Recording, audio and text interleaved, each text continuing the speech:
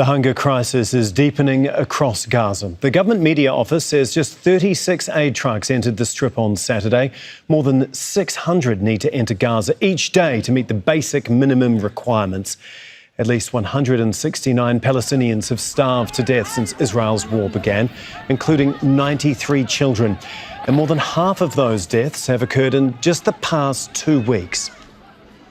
Hani Mahmoud joins us now from Gaza City. And Hani, as we heard and saw there, people really are having to resort to any means in order to get food at this point, aren't they?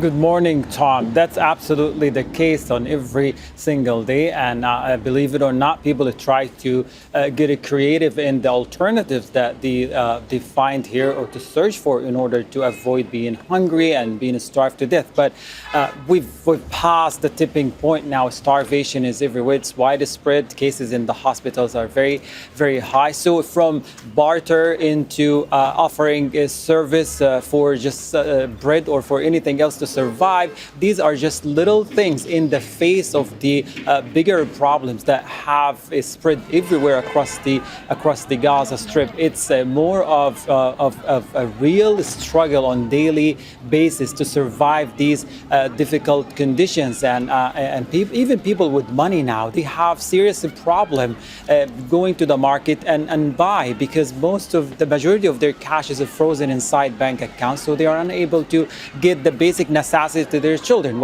And that leads into their children are starved and end up being in the hospital. So multifaceted, dire situations now that keep accumulating and leading into this massive scale starvation mortality that we're seeing inside the hospital. We're really at the 169 cases of malnutrition, severe malnutrition, and that includes all age groups, from newborn babies into children into elderly now, and those who are unable to be at these crossings, at the distribution points to pick up food parcels and other basic necessities. They are left to suffer in displacement sites, unable to get their hands on any of the basic necessity, because as of now, people have turned their survival mode. Everything they're doing feeds into their survival, and safety just occupies just a minimal part of their life. And that's what we're seeing on a daily basis. People risk their lives to get their hands on food that is largely looted by armed militias and organized gang members supported by the Israeli military,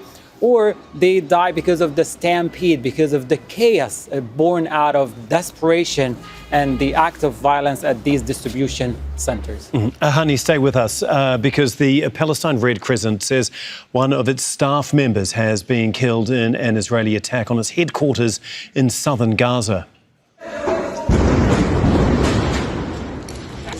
The airstrike on the building in Khan Yunis started a fire on the first floor. 3 other Red Crescent staff members were injured in the attack. And Hani, medics and aid workers are risking their lives, as we've seen. They're also being attacked, aren't they?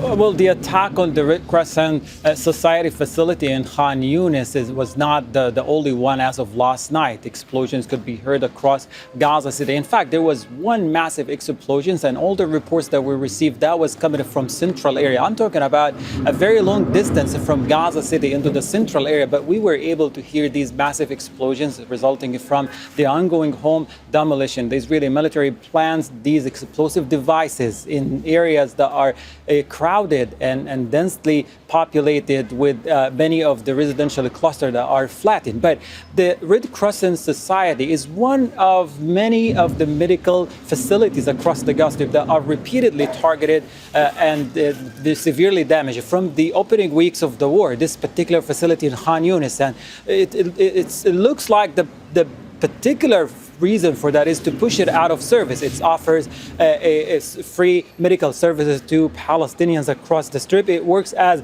a subordinate to Nasser Medical Complex that have been destroyed by the Israeli military. And when it was rehabbed, it's only operating a few of its vital facilities. And as of attack last night, we are seeing more of Israel's insistence on destroying health facility across the Gaza Strip. One member of the health of the medical staff of the Red Crescent Society was killed. Others were critically injured. Here in the Sheikh Radwan district, a drone strike targeted a group of people, leading to the death of 3 more people, including a fitness bodybuilder, a celebrity here in Gaza City, a champion who was killed in the attack. That's Abdullah Al-Hor, well known among Palestinians, was killed in the attack, and close to 7 with the critical injuries. All of this happened while fighter jets were still hovering, drones, quadcopters, and ongoing explosions did not stop all night long. I recall probably waking 3-4